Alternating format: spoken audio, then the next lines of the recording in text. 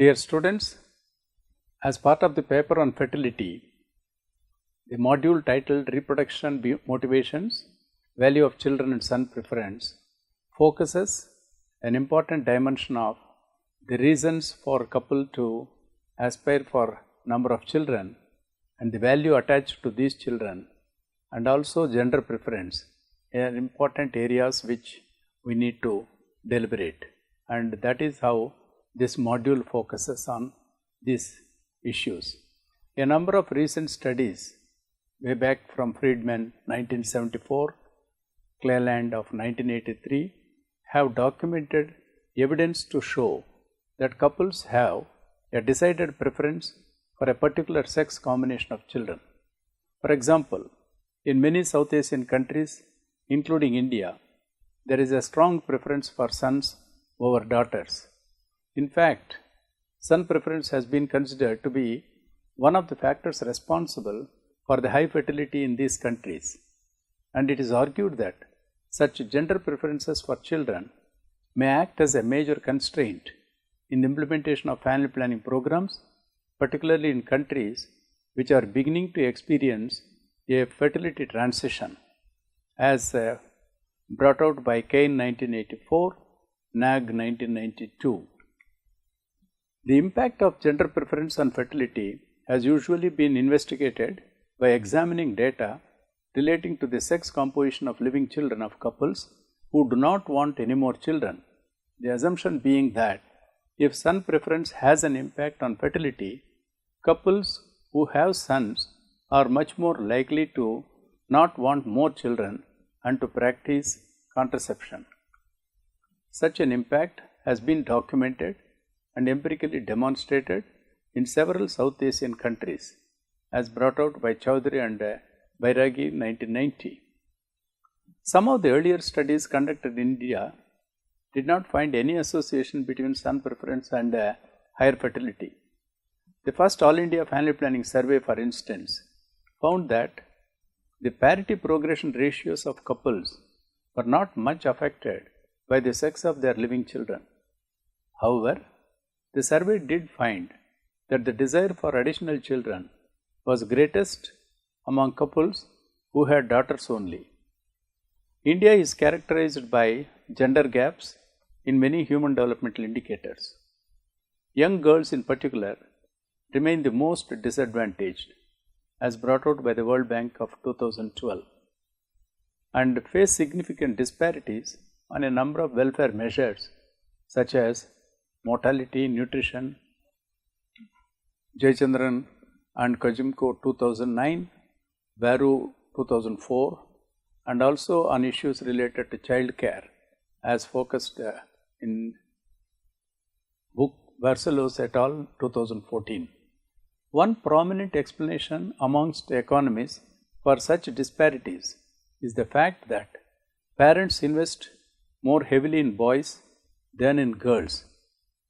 Jensen 2003, Cohen 2009 for recent examples. Moreover, girls are also discriminated against from the womb onwards. The development and spread of ultrasound technology has been associated with a rapid increase in the sex ratio at birth. In the Indian census of 2001, the sex ratio in the age group 0 to 6 years was 107.8, with some northern states having ratios of 120 to 125. The potential negative consequences of male-biased sex ratios for old age support, crime, violence, labor markets, prostitution, and sexually transmitted diseases have prompted policymakers to introduce various policy measures, which mainly include banning sex-selective abortions and special financial incentives for giving birth to a girl child. Son preference and discrimination against girl children are widespread in the Middle East and North Africa beyond 2001, and in South and East Asia, Chan and Yo 2002. In Asia, this has been documented in China Bannister 2003, Korea, Park and Chow 1995, Vietnam, Bellinger 2002, Nepal, Leon Matthews and Zuana 2003, and Bangladesh, Bairagi 2001, as well as India, Mishra, Roy and Rutherford 2004. The setting for these studies have brought out valuable indicators on these issues. In the past, researchers interested in son preference have had as their central concern its adverse consequences, particularly excess female infant and child mortality or the poor health of girl children relative to boys. There are several studies which have focused on these issues, like Basu 1989, Das Gupta 1987, Das Gupta and Shujo 1999, Mackinson 1994, Miller 1981, Pandey 2003, Pandey and Yazbek 2003, among others. Others have examined the role of son preference in slowing the transition to low fertility, as couples bear children until they have sufficient boys. Arnold, Minja and Roy 1998, Clark 2000, Das Gupta and Butt 1997, Lane et al. 2003, Yount, Longston and Hill 2000, and among others. The advent of technology permitting prenatal sex selection has shifted the focus of scholars and policymakers to sex selective abortions and consequent distorted sex ratios as manifestations of son preference. Arnold, Kishore and Roy 2002, Murphy 2003, Woman and Ganatra 2002. In the Indian setting, distorted sex ratios have a long history. Over the 100-year period, that is from 1901 to 2001, the population-related ratios, especially in the sex ratio from various Indian census, as expressed in India as the number of women per thousand men, have shown more or less a continuous decline, that is from 972 females per thousand males in 1901 to 933 females per thousand males in 2001, as brought out by Bantia 2001. 500,000 female fetuses a year are sex selectively aborted in India alone, as revealed by Jha et al. 2006. The rise in the use of sex selective abortion in the last few years means that even more so, parents are able to implement their son preference, as brought out by Kroll 2000. As the procedure costs only between 500 rupees to 1500 rupees or $10 to $30, even poor households can afford sex determination, as focused by Booth et al. 1994. This increase in the capacity of parents to determine the gender of their children, alongside a sharp decline in the fertility rate in India in the past decades and an unmet desire for having more sons than daughters, may lead to a shortage of women in the marriage market in future decades if the trend is not reversed. This shortage of women in the marriage market is known to have an important effect at the societal level. For example, in China, an increase in kidnapping of young women, in rape, in the number of poor men being unable to find a match, and in social unrest have been documented following the shortage of women of marriageable age, and it is quoted by Das Gupta and Schuzer 1999, Hudson and Denver 2002. But even without thinking of future generations, the elimination of female fetuses is morally difficult to accept. It is consequently important to understand what leads respondents to prefer sons to daughters if we want to halt this practice. There are two factors which operates as brought out by some of these studies, that is, the couple's fertility and the mortality of their sons and daughters can affect the actual proportion of sons in a family. A substantial body of research documents that couples with a strong son preference may provide less food or poor health care to their daughters. This practice may increase daughter's childhood mortality rate and thus may alter the sex composition of the surviving children. And many studies have brought out these facts. For instance, Bardhan 1974, 1982, Vasu 1989, Chen Huck and D'Souza 1981, Das Gupta 1987, D'Souza and Chen 1980, Kinch and Sen 1983, Miller 1981, Nair 1996, Sen and Sengupta 1983, Thomas Harris and Fairbairn 1997. Researchers have given less attention, however, to the potential effects of son preference on fertility and fertility decisions. Unlike the sex composition of surviving children, relatively few factors can affect the sex composition of children ever born. Although parents with the son preference want to produce a high proportion of sons, they may not be able to achieve this goal. Three mechanisms could affect the sex composition of children ever born. First, biological factors may influence the sex of the child. Second, where the technology is available, couples may use sex-selective abortions. Finally, couples may practice differential stopping behavior. Let's discuss in detail all these factors. Number 1, biological factors. Some scholars have speculated that different couples have different biological propensities to have a male child. Yet, the most recent research on biological links to the sex ratio at birth shows no genetic family bias toward one sex or the other. Rogers, 1997.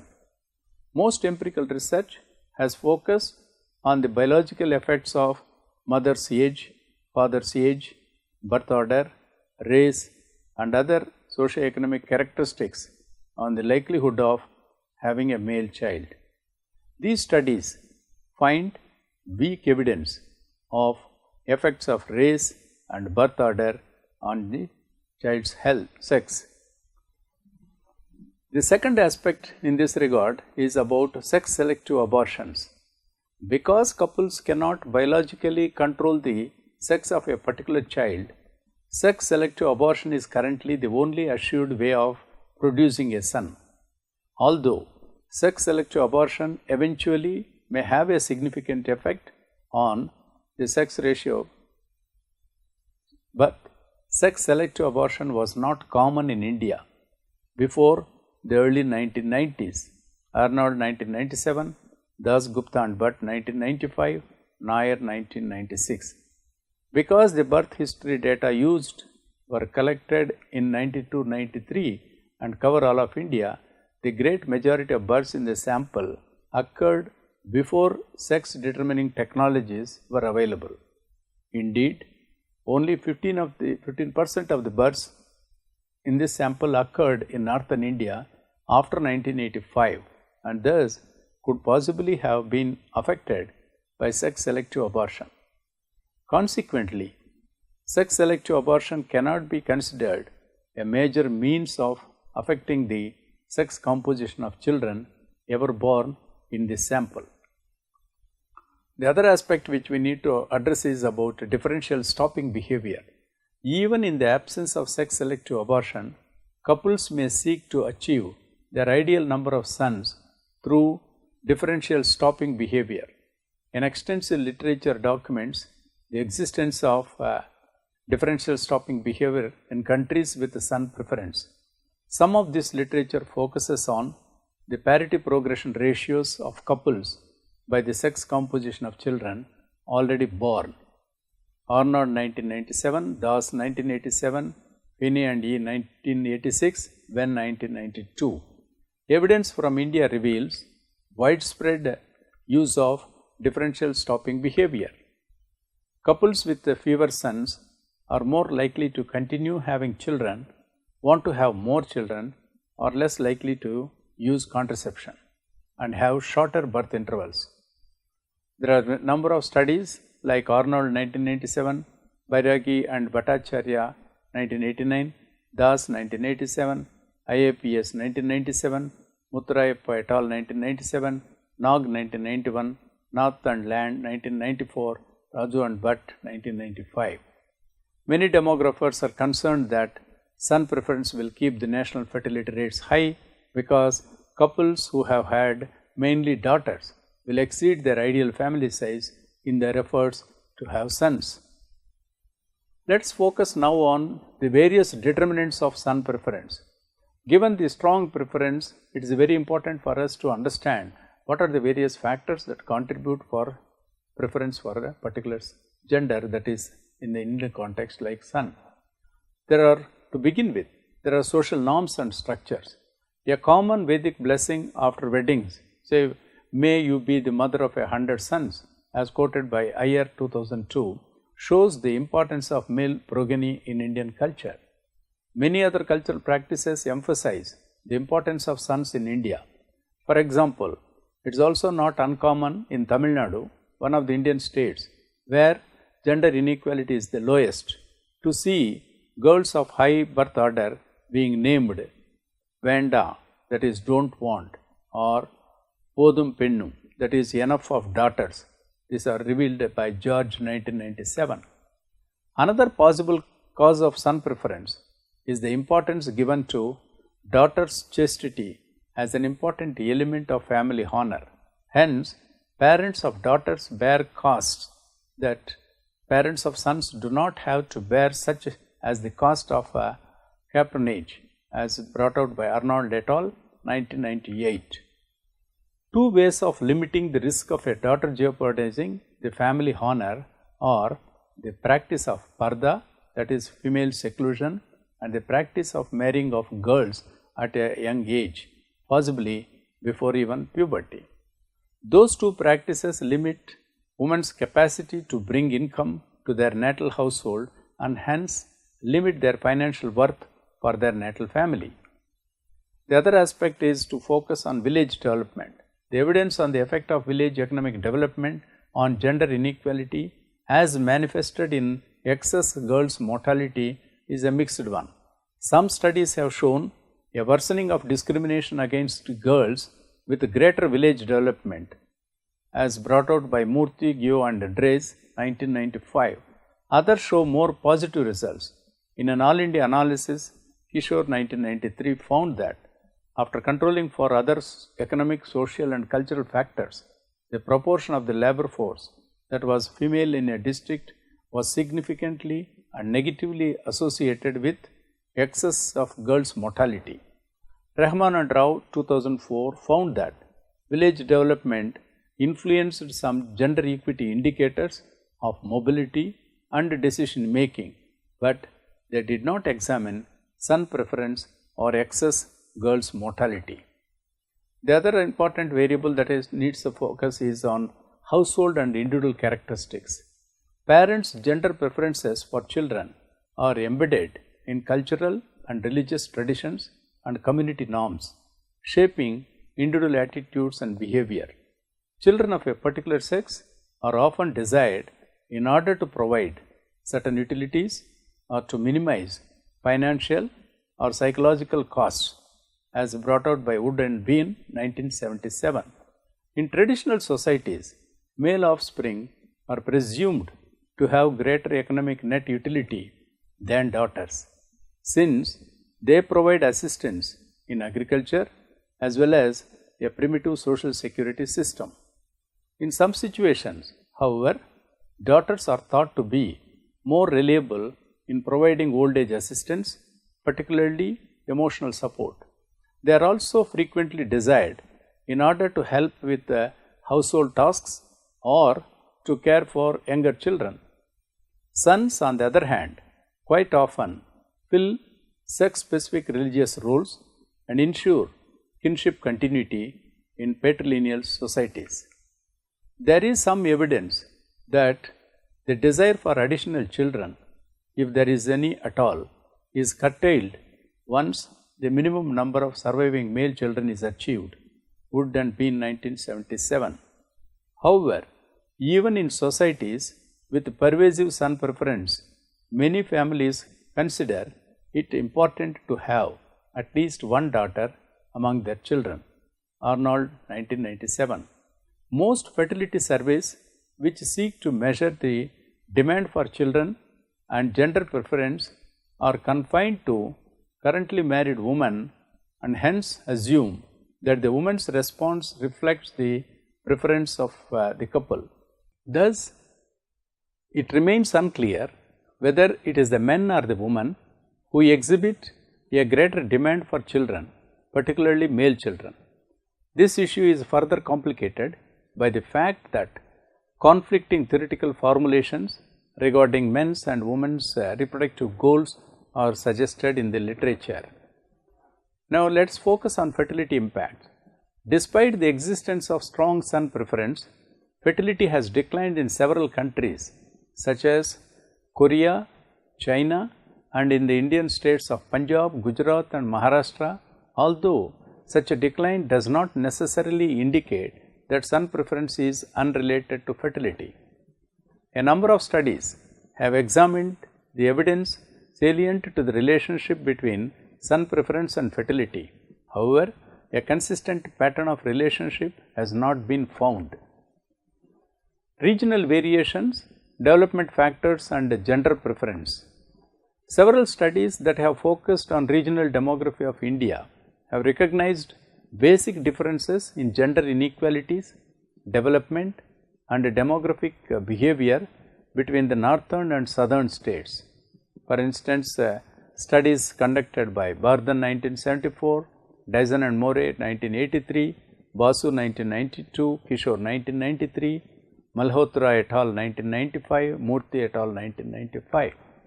Southern Indian states are known to have comparative social development advantages over northern Indian states. This includes higher female literacy and coverage in maternal and child health care services and low infant mortality. Culturally, South Indian states have a kinship structure favoring a more egalitarian women's status norm, and thus they portray greater equality between the sexes compared with the striking gender inequalities in the north. Now, let us discuss what are the factors that influence regional versus developmental issues on gender preference. Researchers have often pointed out that son preference exists more strongly in the economically well-developed states of Punjab, Haryana, Gujarat and Maharashtra than in the poorer states of Uttar Pradesh, Rajasthan and Madhya Pradesh.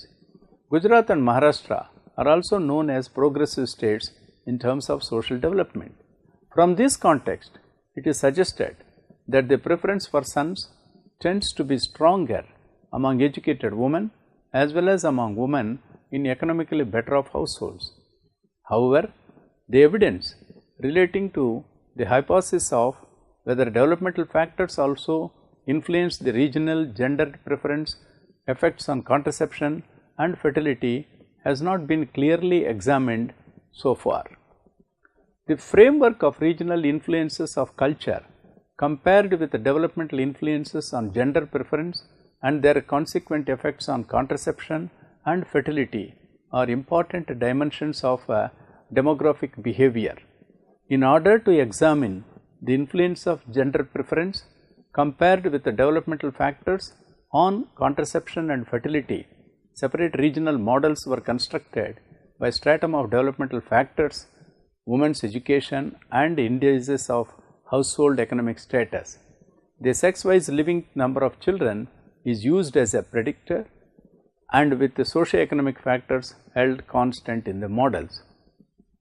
In the recent study, Jijabai and Kulkarni in 1989 observed that although the differences between the fertility preferences of husbands and wives were small, wives as compared to their husbands tended to desire a somewhat greater number of children as well as sons, and these differences tended to increase with age. Moreover, women's family size desires were primarily shaped by their concern for support from sons in old age, while men desired sons mainly for cultural and religious reasons.